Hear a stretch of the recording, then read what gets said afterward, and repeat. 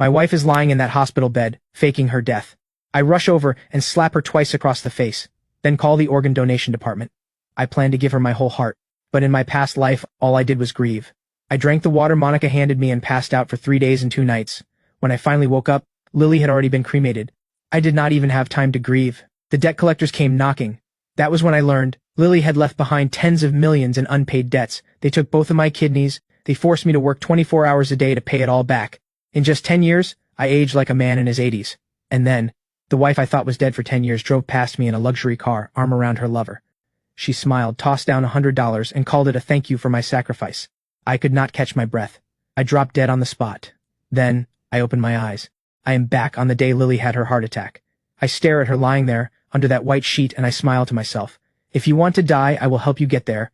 Lily's best friend Monica keeps pushing me to drink the water. I look at her and snap back to reality. In my past life, that water knocked me out cold.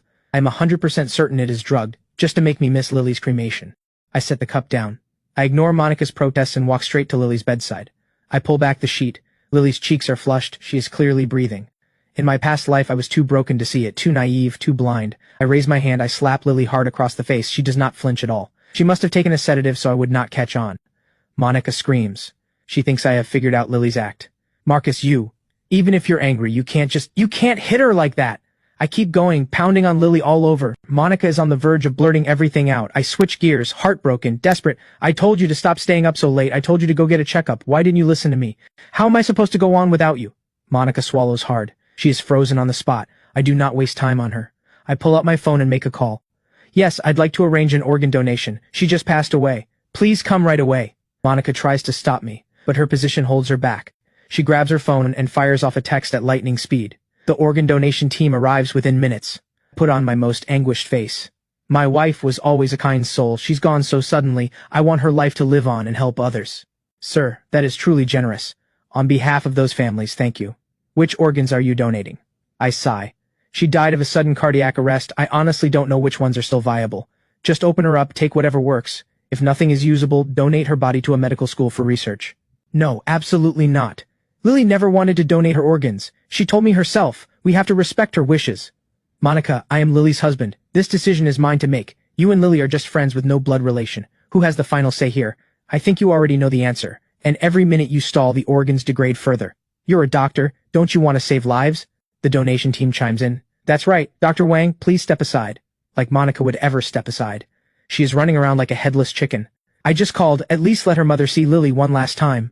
Lily's mother, Diana, comes rushing in, still wearing salon curlers. She must have been mid-appointment. She spots Lily lying there completely intact, exhales in relief, then slaps me across the face. What good are you? What kind of misfortune did Lily bring on herself marrying you? My daughter starved under your roof, and now you want to cut her open? If anyone lays a finger on her today, I will destroy their entire family. No donation, forget it. Go bother someone else. The donation team leaves, clearly disappointed but with no other choice. Monica finally breathes again.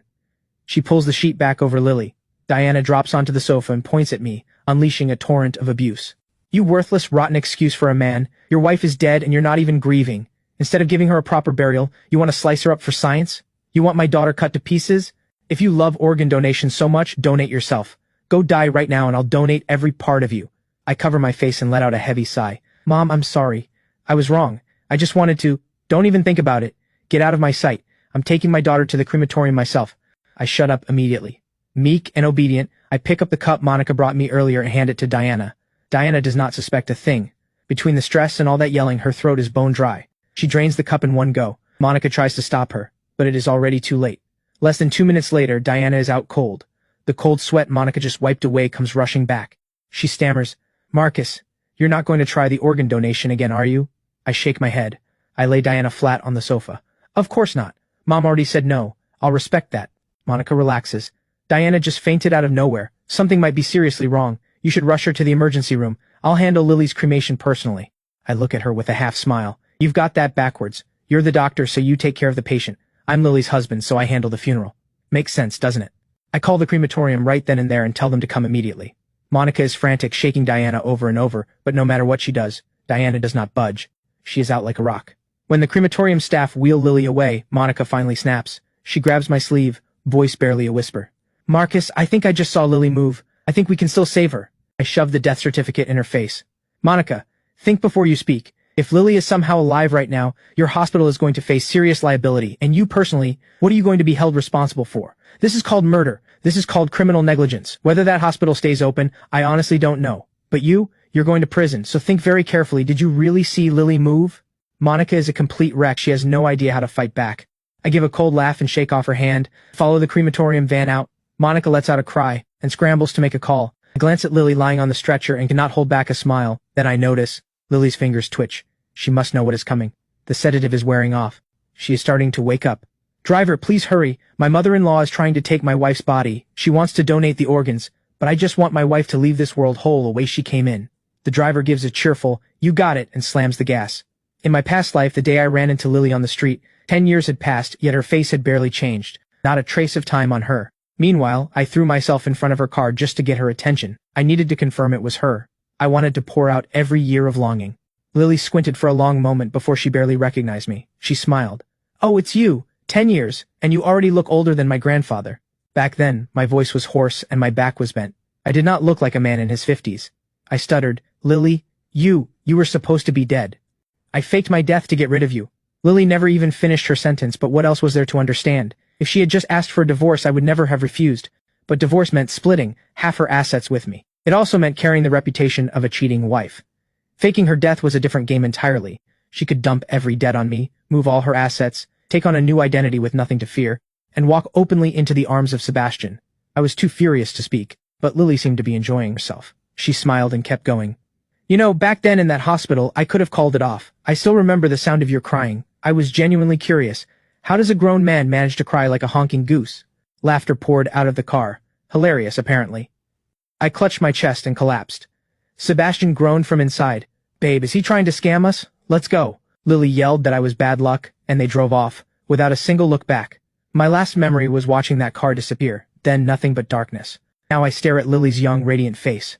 I lean down and press my ear to her chest, listening to her steady heartbeat. I say everything I never got to say in my past life. "I know you're not dead. I know you have been cheating, and I know you staged this whole performance just so you could run off with Sebastian and leave me buried in debt. But I don't hate you. I've decided to respect your wishes. Since you want to die so badly, I'll make sure you get there. I know you can hear every word I'm saying right now. I'm not sure if you can feel pain. I hope you can, so you get to experience cremation firsthand. After all, being cremated alive might make you the first person in history." Lily's fingers tremble. She cannot move, but tears stream down her face. I reach over and wipe them away. "Don't rush. You'll have plenty of time to cry once you're inside the cremation chamber." My phone won't stop ringing. Monica and Diana, calling nonstop. But right now I am just a devastated man who lost his wife. Perfectly reasonable not to answer. With the driver going full speed, a 30-minute trip takes just 20. But the crematorium is packed today. Lily's turn will not come for at least an hour. I find the manager, shift my expression and choke up. My wife died of a sudden cardiac arrest. When my mother-in-law heard the news, she collapsed too. She's in the emergency room right now. I have to get back to her. Please, let my wife go first. I can't lose them both. The manager has clearly never had someone try to cut the cremation line before. I understand you're in a hurry, but others have been waiting a long time. I can't really let you skip ahead. That said, he extends his hand in a very deliberate way. I know exactly what that means. I pull out my phone and transfer $2,000 on the spot. "Please, I'm an orphan. My wife and mother-in-law are everything to me. I can't lose my mother-in-law too." The manager is moved by my sincerity. Lily jumps the line. In under 10 minutes, she is wheeled into the cremation chamber. The staff member reaches for the button. I stop him. I can't let him become the killer. And besides, I want to do this myself. After I insist, the staff member agrees to let me press the button. But at that very moment, frantic voices erupt at the door. Diana and Monica. Stop right now. Don't cremate her. You stop right there. Bring my daughter out." "Marcus, wait. Diana has something to say to Lily." "Get out of my way. I will not allow you to cremate my daughter. I'll do it myself." Even now, at this final moment, they are still trying to keep the fake death plan alive. I drop to my knees, grief-stricken. "Mom, Lily is gone. Let her rest in peace. I'm her husband. I'm not going anywhere." The three of us draw a crowd. The staff exchange bewildered looks. What kind of drama is this? A crematorium is not a stage. The staff member moves to press the button. Monica and Diana throw themselves forward like hungry wolves, faces twisted with desperation. The staff member flinches and sidesteps. Monica and Diana cannot stop their momentum. They crash straight into the button. A deep boom, and roaring flames swallow Lily whole. Two screams tear through the air. Everyone stares at Monica and Diana. I stare only at Lily inside that chamber. The sedative has completely worn off. I can just make out her open mouth, her arm reaching upward. But the chaos outside is too loud. No one notices. Over a minute passes before anyone looks back at the chamber. The crematorium staff whisper to each other in disbelief. First time I've ever seen an arm stretch that high, just like a living person. Good thing it's daytime. If this were midnight, I'd swear it was a zombie. I wipe away tears that do not exist and press down the corners of my mouth that keep trying to curl up. I put on my most pitiful expression. My wife always loved her mother most of all. She must have heard her mother's voice and tried to sit up one last time to see her. I turn to the chamber and wipe my eyes. Lily, go in peace. I promise I will take care of your mother. I will work hard and send her to join you soon. Monica abandons Diana crumpled on the floor and comes stumbling toward me. She takes one look at what is inside that chamber and nearly faints on the spot. She frantically hammers the controls. Why won't it stop? Turn it off! Turn it off! The staff have never seen a family member this hysterical. They pull her back. We understand you're in pain, but this is irreversible. The way you're all acting won't give her any peace. Monica's face goes deathly pale. She drops straight to the floor. It's over. It's all over. Diana crawls to my feet on all fours, clawing at my pants, screaming, You monster! You killed my daughter! Give her back! I let out a tired sigh and pull out the death certificate. Mom, I know you're in pain. But Lily's death has nothing to do with me. She died of sudden cardiac arrest. Don't believe me? Ask Monica. She personally handled the resuscitation, and she personally issued this death certificate. I turned to Monica, barely keeping the smile off my face. Isn't that right, Monica? Monica has absolutely no idea what to say. If she says Lily was alive, then where did the death certificate come from? And if she says Lily was dead, Diana won't accept it. Hearing this, Diana suddenly snaps, It was you. You killed my daughter. She was alive. Why was there a death certificate? You buried my daughter alive, and this is all your fault. The outburst hits like a thunderclap. Everyone in the room freezes. The staff go white as sheets. Oh my God, this is murder! Diana's eyes roll back and she passes out cold. I recover instantly. I slap Monica hard across the face. Monica, what is wrong with you? That kind of joke is not funny. My wife is dead. Why are you saying things like that? Monica is stunned. The staff decide Monica must be hysterical with grief and go back to their business. Lily's cremation completes. I make a show of barely containing my fury, collect Lily's ashes, and walk out of the crematorium. On my way out, I leave Monica with one parting line. You scared Mom into fainting for no reason. You handle getting her to the hospital. Not that I would not enjoy watching the chaos unfold. I simply have more important things to do. Back home, I set Lily's ashes in a prominent spot in the living room, then immediately call my lawyer. I start the process of inheriting Lily's company and estate. In my past life, I was too shattered to act. By the time I came to my senses, the company was gone. This time around, if I do not move fast by the time Diana wakes up, she will get there first. Jason, Lily's death was sudden, but she once mentioned family trusts and offshore accounts. I need you to use every connection you have and trace the full picture of her assets within 48 hours. Jason hesitates on the other end. Mr. Lee, based on the public records available, Ms. Liu's holdings appear to be just a few properties, and that consulting firm that is nearly insolvent, plus tens of millions in debt. Is that correct? Jason, Lily is sharp to her core. A woman who would rather fake her death than get a divorce is protecting something far more valuable than what shows on paper. Dig deeper. Triple your fee. Big rewards attract bold action. The next afternoon I receive an encrypted email from Jason. Exactly as I suspected. Lily had been using her so-called medical consulting firm to run a long-term money laundering and asset transfer operation. Through Monica's medical credentials, she had purchased large quantities of illegal pharmaceutical formulas, all registered under several offshore companies. And here is the truly ironic part. I find a secret safe. Address, the old garage. When I push open that rusted rolling door, the smell of mold hits me in the face. In this corner I never once set foot in during my past life, I pry open a hidden compartment. No jewelry inside, just neat stacks of cash and several cryptocurrency cold wallets. Tens of millions in debt, Lily. So your plan was to leave me rotting in that hell of debt, while you took millions in Bitcoin abroad to live happily ever after with Sebastian. I count it. Just the cash alone comes to over $2 million. I do not rush to deposit it. Instead, I reach out to the loan companies Lily owed the most to. When it comes to dealing with loan sharks, the best move is not to run, it is to buy them. I arrange a meeting with the heads of several firms at an upscale private club. Gentlemen, Lily has been cremated. The death certificate speaks for itself. I'm sure you've all heard by now. Mr. Lee, death does not erase debt. You are the primary heir. This money needs to be repaid. I never said I wouldn't pay. Here is $2 million, a show of good faith. Consider it an initial interest payment. The rest of the debt I will repay after I take over Lily's company, through a legitimate equity pledge. But I have one condition. Lily's mother, Diana, and a man named Sebastian G. They may be sitting on some of Lily's hidden assets. Right now they are spreading rumors, accusing me of murder, trying to use that to seize the estate. If they succeed, you will not see a single dollar. So what I'm asking is, don't let them interfere with my repayment plan, and let them feel what it's like to have debt collectors at their door. Since they want evidence so badly, let them drown in debt first. Lily's company went by the name Lily Trading Company, elegant name. In reality, a hollow shell full of rot. On my first day taking over, I walk in with 12 heavily built security personnel. The chief financial officer, Quinn, Monica's cousin, stands there clutching a stack of documents, face completely drained of color. Mr. Lee, this isn't exactly proper procedure. Ms. Liu just passed, and you're already making a show of forcing out longtime staff? Proper procedure? Embezzling $380,000. Issuing fraudulent expense reports. Quinn, would you like to talk procedure with me or with the Financial Crimes Unit? You have 30 minutes. Pull every email and transaction record on your computer involving Lily and Sebastian. Do it right, and that $380,000 becomes your severance. Don't, and you can go to prison with your cousin. In under 20 minutes, I have everything I need, every last piece of it, including proof that Lily illegally transferred assets to Sebastian and digital contracts for properties they purchased abroad together. These were the tools Lily had prepared to start a new life after her fake death. Now they are blades pointed straight at them, evidence of fraud and asset concealment. The sky is heavy and gray. I watch the numbers climbing in my bank account and feel nothing. Lily's real estate holdings, the digital assets in the cold wallets, plus the equity after restructuring the company, total value over $50 million. And that debt? Under my management, it has been reclassified as Lily's personal fraud liability. Since the debtor is deceased and all assets have been applied toward repayment, the remaining mess lands entirely on Diana, the guarantor. My final gift to her. Lily, thank you. Now I have money, property, and a company. From here on, I am going to live a life so good it would make your head spin. Better than anything you dreamed of in your last life. I drink myself into a stupor and pass out on the sofa. The next morning I am jolted awake by knocking. I rub my throbbing head and open the door. Standing outside are Monica and Diana, and a man who looks a few years older than me. That has to be Sebastian, the same man I saw in my past life. His face is full of grief and fury. In his hand he holds a boy, maybe 6 or 7 years old, who looks remarkably like Lily. Could this be Lily's illegitimate child with him? No wonder Lily never wanted children in our marriage. She already had one with Sebastian. All three of them look devastated, dark circles under their eyes. And behind them, police officers.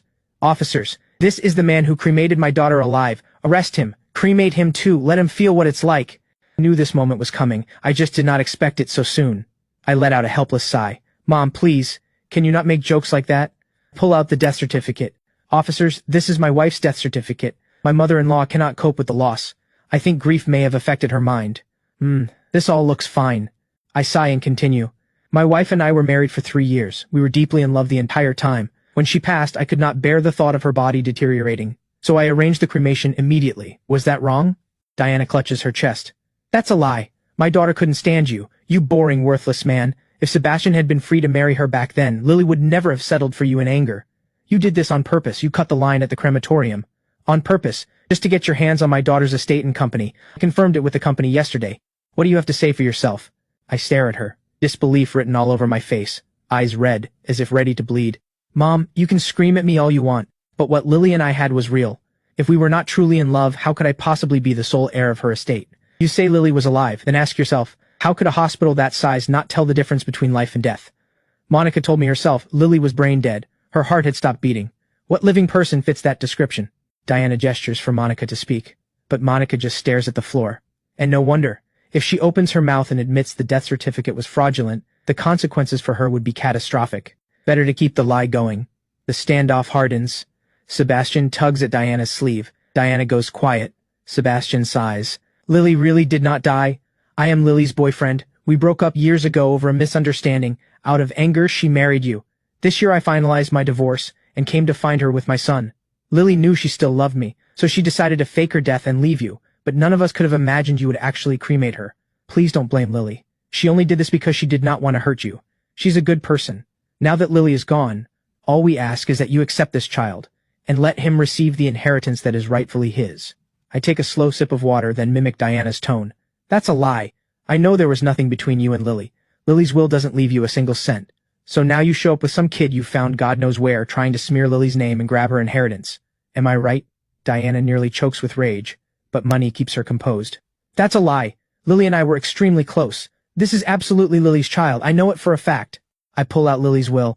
Mom, why are you lying? If you and Lily were so close, why is your name nowhere in this will? Why does everything go to me? Diana is speechless. Sebastian nudges the boy forward. After all, he can hardly admit Lily only wrote that will to dump the debt on me. I glance at the child standing behind Sebastian and laugh to myself. So that is why she suddenly stopped playing the loving wife after 3 years. Her first love and his son had come back.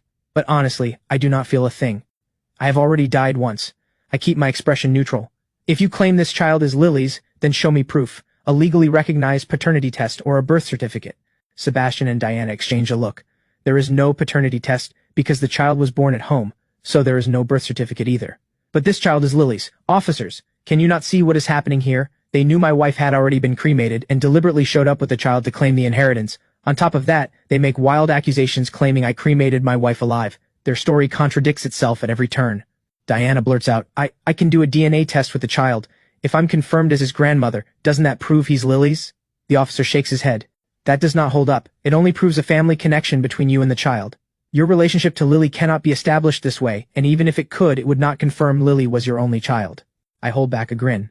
Part of the reason I insisted on cremating Lily right away was precisely because I had anticipated this. I hit the jackpot. Diana and Sebastian exchange a glance. Sebastian grits his teeth. Regardless of whose child this is, Lily was alive. He cremated her. He is a murderer and he has no right to inherit Lily's estate. Sebastian is not wrong about that, but only if you can prove I'm a murderer. I turn to Monica. Monica, you tell us. Was Lily alive or dead? You're a doctor. You have a family. Think carefully before you answer. You may not believe this, but I remember clearly. The button that started the cremation, you and Diana charged at it and pressed it yourselves. If Lily was truly alive, then you and Diana are the murderers. I reframed their desperate lunge as a deliberate act, pressing the button on purpose. Before Diana can even get out. That's a lie, Monica speaks through gritted teeth. Lily was truly dead. I exhale, but then Sebastian raises his phone. I knew you'd lie. That's why I brought proof. Sebastian plays a video on his phone. It shows the four of them, Sebastian, Lily, Monica, and Diana, sitting on a sofa, plotting the fake death scheme. Lily's voice comes through the speaker, just as nauseating as it was in my past life. I'll administer the sedative. You figure out how to knock my husband unconscious, then tell him I've already been cremated. Once it's done, I'll give you $1 million. But the recording is incomplete. It does not include the part where they plan to bury me in debt. Monica sinks down, completely at a loss for what to say. I didn't know. Sebastian looks like he can breathe again. I really am not lying to you. You killed Lily, you should be in prison, and this estate should belong to Diana. I go silent, pretending to be shaken. I let the emotion build for a moment, then look utterly devastated. Officers, I want to file a report. These three deliberately arranged for my wife to fake her death without telling me. I was absolutely devastated. I had no idea she was still alive. And these two knew I was planning to donate my wife's organs, knew I was planning her cremation, and said nothing. They did this on purpose. They wanted me to cremate Lily myself, and then show up to seize the estate. I knew my wife had passed. I followed the proper legal process and arranged her cremation. Was that a crime? Clearly not. The two of them never expected me to be this sharp and composed.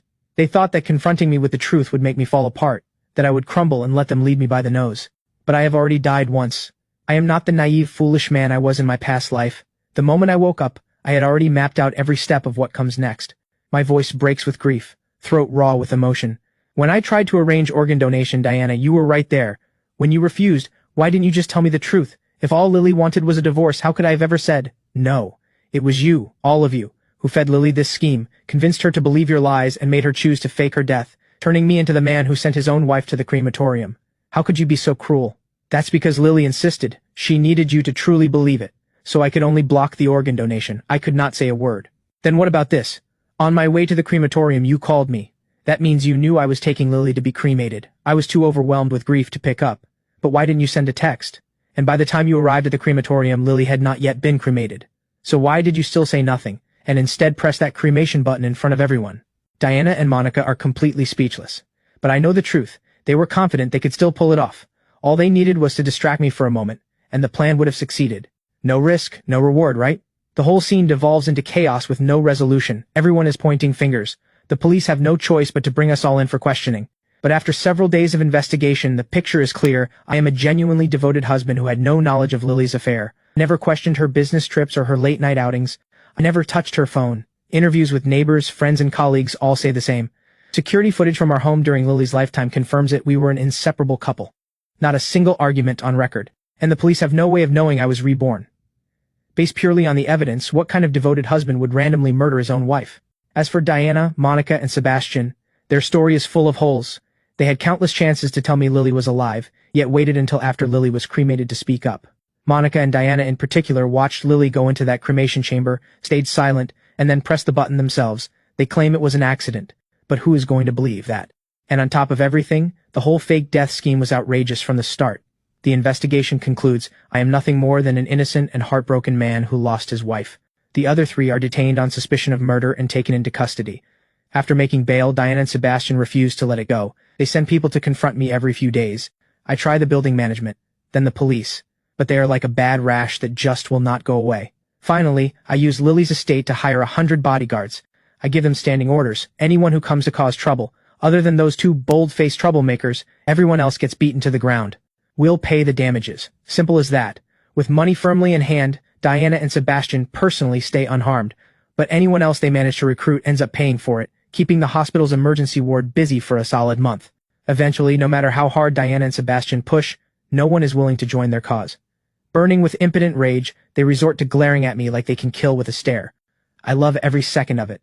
I enjoy my life right in front of them. Champagne, fine wine, sports cars, beautiful company, every regret from my past life erased, while Diana and Sebastian seethe with envy. 3 months later, the verdict comes down.